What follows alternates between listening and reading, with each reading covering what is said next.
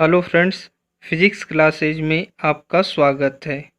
Hello friends, आज मैं आपको गति चैप्टर के कुछ महत्वपूर्ण ऑब्जेक्टिव क्वेश्चन को बताऊंगा। गति के ऑब्जेक्टिव क्वेश्चन को लगाने से पहले कुछ टॉपिक है जिसके बारे में आपको जानना जरूरी है। जैसे गति क्या होता है। तो कोई भी वस्तु यदि समय के साथ अपने स्थिति में परिवर्तन करता है तो उसे गति अवस्था कहते हैं। जैसे कोई वस्तु ए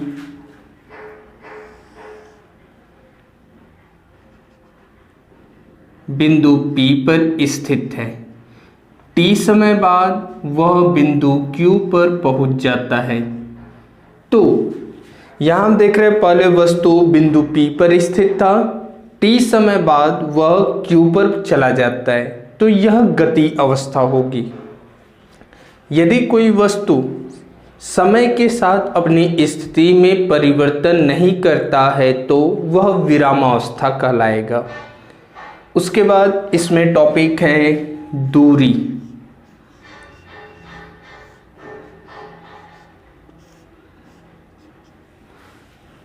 दूरी क्या होता है?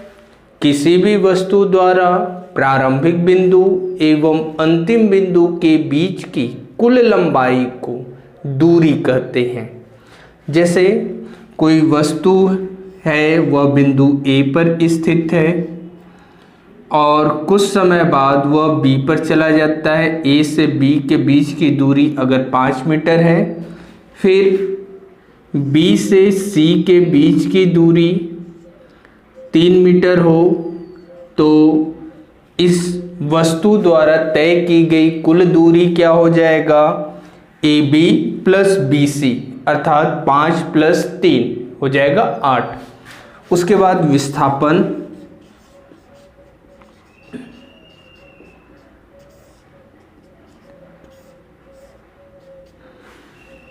किसी भी वस्तु द्वारा प्रारंभिक बिंदु तथा अंतिम बिंदु के बीच की न्यूनतम दूरी को हम विस्थापन कहते हैं। जैसे कोई वस्तु है जो A से B 4 किलोमीटर चलता है और B से C 3 किलोमीटर चलता है, तो इसके बीच का जो विस्थापन होगा, तो वस्तु द्वारा तय किया गया विस्थापन जो होगा वो बिंदु A और बिंदु C के बीच की न्यूनतम दूरी के बराबर होगा। अब अगर यह 90 अंश पे है तो पाइथागोरस प्रमेय से इसकी जब वैल्यू निकालेंगे तो 5 किलोमीटर आ जाएगा। यही 5 किलोमीटर विस्थापन होगा। उसके बाद नेक्स्ट टॉपिक है चाल।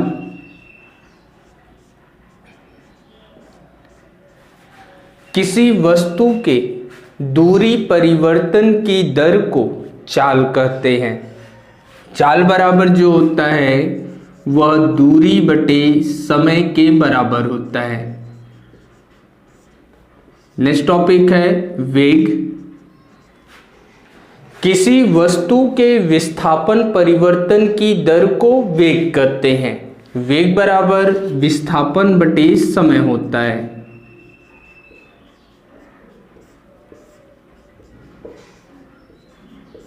इन दोनों का, चाल और वेग दोनों का मात्रक अगर कहे तो मीटर प्रति सेकंड होता है। उसके बाद नेक्स्ट टॉपिक है औसत चाल।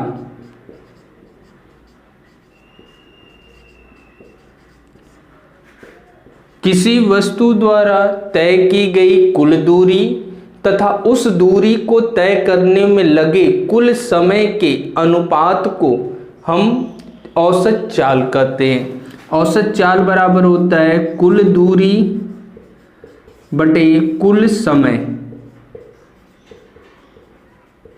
उसी तरीके से औसत वेग भी होता है। औसत वेग जो हमारा होता है किसी वस्तु द्वारा तय किए गए कुल विस्थापन तथा कुल समय के अनुपात को हम औसत वेग कहते हैं। तो औसत वेग बराबर होता है कुल विस्थापन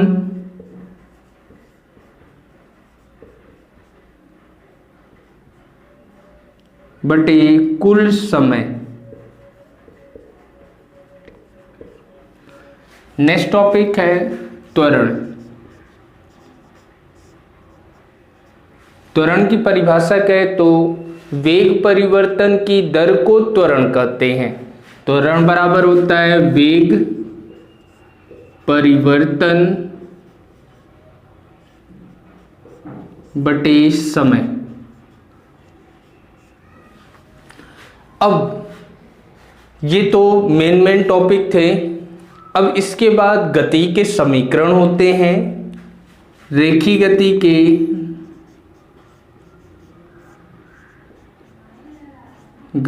के समीकरण।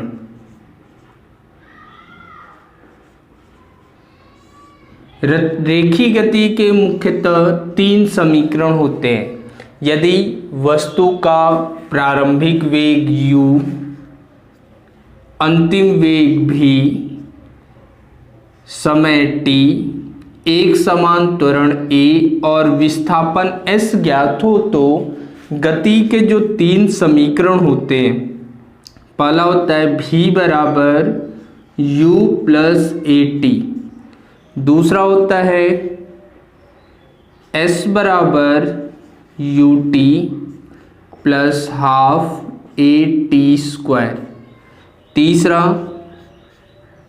v स्क्वायर बराबर u स्क्वायर प्लस 2as।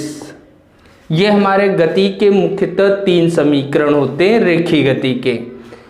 अब यदि किसी पिंड को ऊर्ध्वाधर फेंका जाए, यानी कोई पिंड नीचे से ऊपर गति करे या ऊपर से नीचे गति करे, ऊर्ध्वाधर गति, इसमें 2 प्रकार से लेते हैं। पहला, जब वस्तु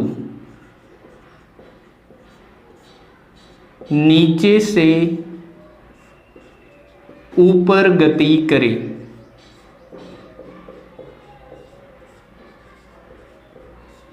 तो जो हमारा a होता है वो -g के बराबर होता है, s जो होता है वो h के बराबर लिया जाता है। तो गति के जो समीकरण है, रेखीय गति के समीकरण, सब में वही मान रहेंगे, यानी u, v, t, ये 3 सेम रहते हैं, जबकि a और s की जगह हम ये मान रिप्लेस कर देते हैं। तो इसी समीकरण में जहां a और s है वो मान रख दिया जाए तो ऊर्ध्वाधर गति का समीकरण ज्ञात हो जाता है। अब इसमें पहला बनेगा v बराबर u माइनस gt, दूसरा बनेगा h बराबर ut minus half gt square, और तीसरा बनता है v स्क्वायर बराबर u स्क्वायर माइनस 2gh। ये तो था जब वस्तु नीचे से ऊपर गति करे। दूसरा जब है जब वस्तु ऊपर से नीचे गति करे, तो गति के समीकरण में तो a की जगह हम रखेंगे प्लस g और s की जगह हम रखते हैं h। तो हमारा समीकरण मिल जाता है v बराबर u प्लस gt, दूसरा h बराबर ut plus half gt square, और तीसरा मिलता है v स्क्वायर बराबर u स्क्वायर प्लस 2gh। ये हमारे समीकरण है जो हमें न्यूमेरिकल में हेल्प करेंगे जब वस्तु नीचे से ऊपर गति करे। इसे हम गुरुत्वीय त्वरण के विरुद्ध गति भी कहते हैं। और यह जब वस्तु ऊपर से नीचे गति करे तो यह गुरुत्वीय त्वरण के अधीन गति करता है। अब मैं इस चैप्टर के कुछ ऑब्जेक्टिव क्वेश्चन को सॉल्व कराता हूँ, जिसमें पहला क्वेश्चन है, पिंड का त्वरण शून्य होगा यदि पिंड का चाल समय ग्राफ है। पहला, समय अक्ष के लंबवत रेखा में हो, बी समय अक्ष के समांतर रेखा में हो, सी समय अक्ष से कोई कोण बनाते हुई सरल रेखा हो, डी इनमें से कोई नहीं। तो हम जानते हैं कि पिंड का यदि त्वरण शून्य है तो जो चाल समय ग्राफ होगा वह एक सरल रेखा में प्राप्त होता है, वो भी समय अक्ष के। इधर हम समय लेते हैं और ये हमारा अगर चाल हो तो जो ये होगा इस पर वस्तु का जो त्वरण है वो शून्य प्राप्त होगा। क्यों? क्योंकि वस्तु जो है एक समान चाल से अगर गति करता है तो वस्तु का त्वरण शून्य प्राप्त होता है। तो इसमें आपका ऑप्शन बी करेक्ट है। यह समय अक्ष के समांतर रेखा में होगा। समय अक्ष ये है, उसके समांतर रेखा में होगा।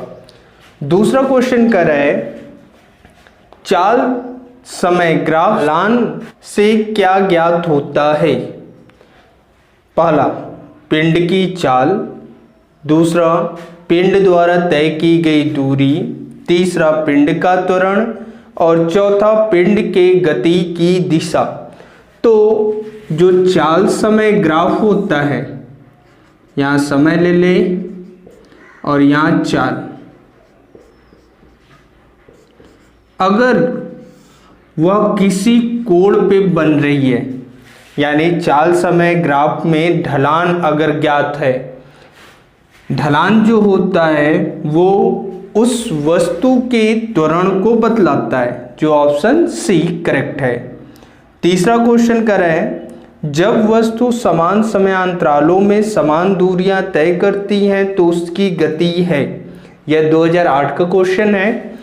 तो उसकी जो गति होगी वह एक समान गति होगी, क्योंकि एक समान गति में वस्तु समान समय में समान दूरियों को तय करता है, अर्थात उसकी गति एक समान गति होगी, जो ऑप्शन डी करेक्ट है। नेक्स्ट क्वेश्चन है, दो वस्तुएं h1 व h2 ऊंचाइयों से एक साथ छोड़ी जाती हैं, उनके पृथ्वी पर पहुंचने में लिए गए समयों का अनुपात होगा।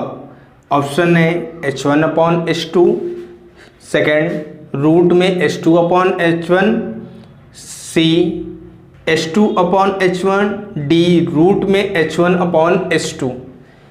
और यह क्वेश्चन जो है 2016 में बीचू में भी पूछा गया था, तो यह बहुत इंपॉर्टेंट क्वेश्चन है। अब इसको सॉल्व करते हैं। दो वस्तुएं हैं, मान लिए दो वस्तु, एक यहाँ पे है जिसका पृथ्वी तल से ऊंचाई जो है h1 लेते हैं, दूसरी वस्तु यहाँ पे है जिसका पृथ्वी तल से जो ऊंचाई है वो h2 है। दोनों को एक साथ छोड़ा जाता है। मान लीजिए यह t1 समय में पृथ्वी पर पहुंचता है और यह t2 समय में पृथ्वी पर पहुंचता है। तो इनके समय का अनुपात यानी t1/t2 हमें निकालना है। जब वस्तु को छोड़ते हैं तो इसका जो प्रारंभिक वेग है u1 = 0 और इसका जो u2 है वो भी 0। अब चूंकि यह नीचे की तरफ गति कर रहा है तो इसका जो त्वरण होगा वह +g के बराबर होगा और इसका भी त्वरण जो होगा वह +g के बराबर होगा। अतः हम मान लेते हैं ये वस्तु A और B। माना A के लिए प्रारंभिक वेग u1 = 0,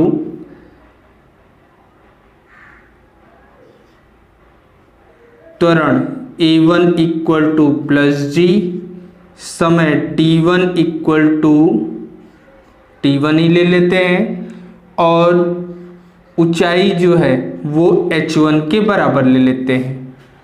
अब गति के दूसरे समीकरण से h equal to u t plus half g t square. अब यहाँ पे h की जगह h1 रखते हैं, u की जगह 0 इंटू T1 प्लस हाफ जी T1 स्क्वायर। अब 0 में किसी भी संख्या का गुणा होगा तो वो 0 हो जाएगा, तो बचेगा सिर्फ 1/2 जी T1 स्क्वायर। इसे समीकरण 1 मान लेते हैं। उसी तरीके से वस्तु B के लिए जो प्रारंभिक वेग है u2 इक्वल टू 0, त्वरण A2 इक्वल टू प्लस जी, समय t इक्वल टू T2 मान लिए, और ऊंचाई h इक्वल टू h2। तो गति के दूसरे समीकरण से ही h2 बराबर u2 T2 प्लस हाफ जी T2 स्क्वायर सॉल्व कर देंगे मान रख करके। तो h2 बराबर u2 की जगह 0 इंटू T2 प्लस हाफ जी T2 स्क्वायर। अब इसे सॉल्व कर दिए तो h2 बराबर हो जाएगा हाफ जी T2 स्क्वायर। इसे समीकरण 2 मान लेते हैं। अब इन दोनों समीकरण को भाग दे देते हैं, तो हमारा हो जाता है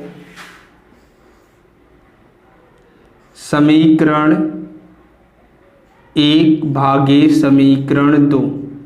तो हो जाएगा h1 बटे h2 equal to 1/2 ji T1 square बटे 1/2 जी T2 स्क्वायर।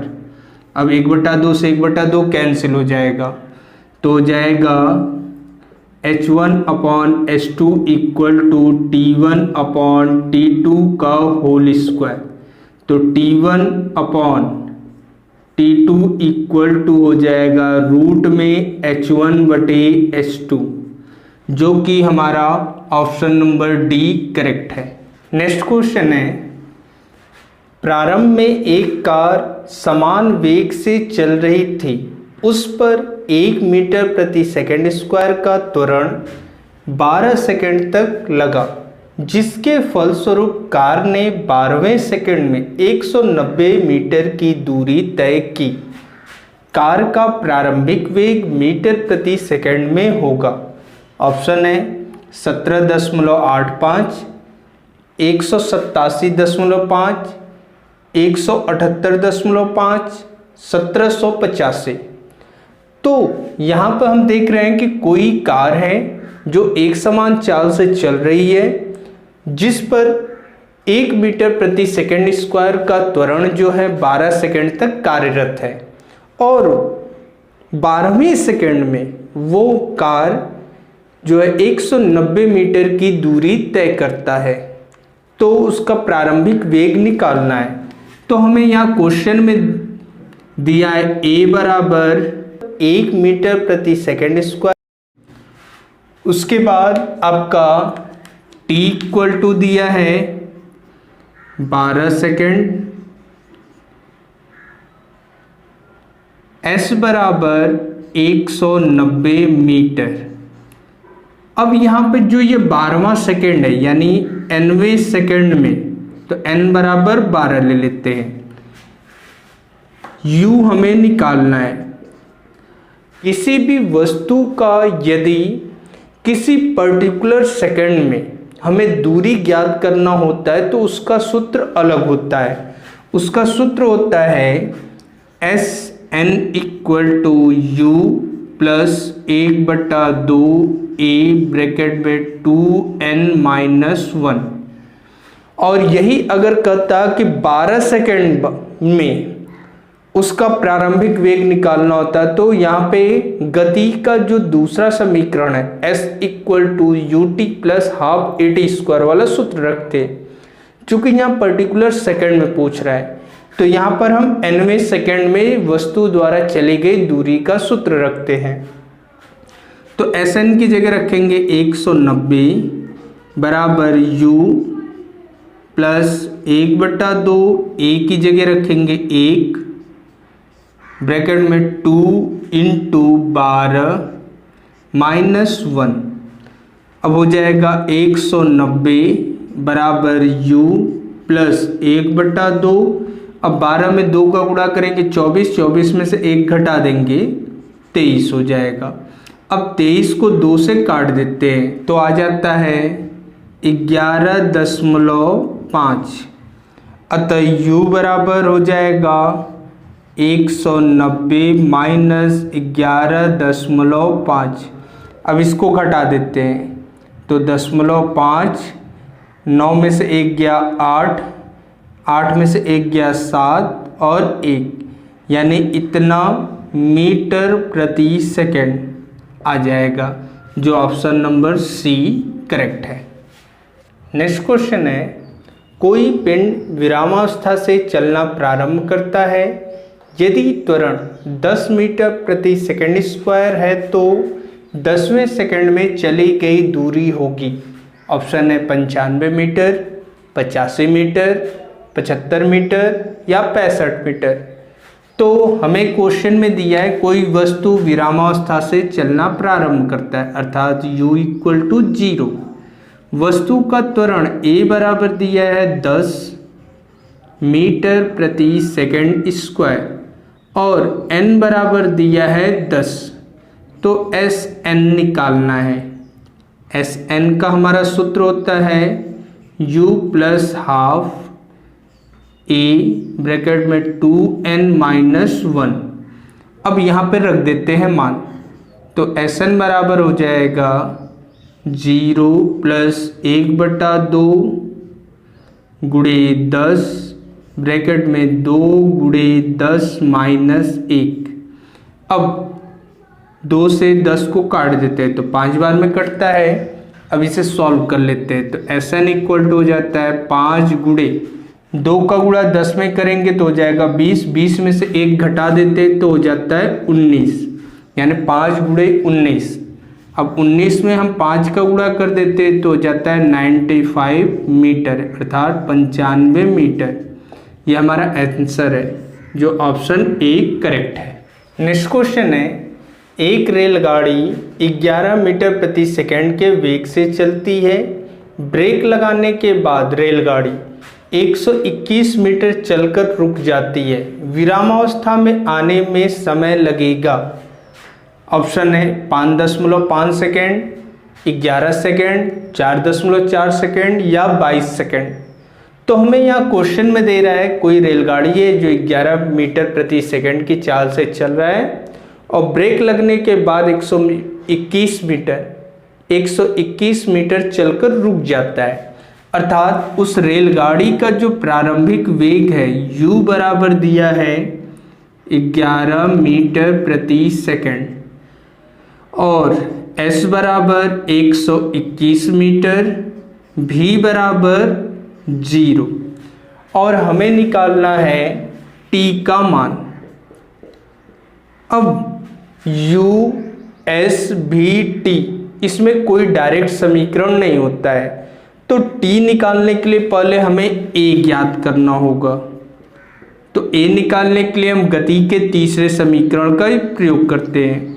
गति का तीसरा समीकरण v square equal to u square minus 2as। अब यहाँ पर हम माइनस 2as ले रहे हैं क्योंकि जब ब्रेक लगता है तो जो त्वरण है वो एज ए मंदन की तरह कार्य करता है। तो जो प्लस a होता है त्वरण के लिए और मंदन के लिए हम उसकी जगह माइनस a रख देते हैं। तो अब यहाँ पे मान रख देंगे तो ये हो जाएगा 0 का स्क्वायर बराबर 11 का वर्ग माइनस 2a गुणे 121।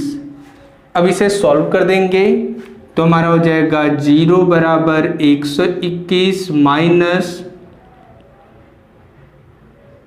2 गुणे 121 इंटू ए। अब इसे सॉल्व कर देंगे, यानी इसको पक्षांतर कर देते हैं इधर, तो हमारा हो जाता है 2 गुणे 121 इंटू ए बराबर 121, अतः ए बराबर हो जाएगा 121 बटे 2 गुणे 121। अब 121 से ये कैंसिल हो जाता है, तो ए बराबर मिल जाता है 1/2। अब जो है हमें समय निकालना है, तो गति के दूसरे समीकरण से भी निकाल सकते हैं और गति के पहले समीकरण से। तो हम गति के पहले समीकरण से लेते हैं, v बराबर u माइनस ए टी। अब यहाँ पे प्लस ए की जगह माइनस ए रखा गया, अर्थात मंदन को रखा गया है। मान रख देते हैं तो v का मान 0 मिल जाता है, u का मान हमारा 11 माइनस 1/2 टी। अब इसको हम पक्षांतर कर देते हैं तो हमारा हो जाता है 1/2 टी बराबर 11, अतः टी बराबर 2 गुणे 11 हो जाएगा, अतः टी बराबर 22 सेकेंड। यह हमारा आंसर होगा, जो ऑप्शन नंबर डी करेक्ट है। वीडियो को अंत तक देखने के लिए धन्यवाद। जो चैनल पर नया हो चैनल को सब्सक्राइब कर ले, नोटिफिकेशन बेल ऑन कर ले तथा लाइक, शेयर एवं कमेंट करना ना भूलें।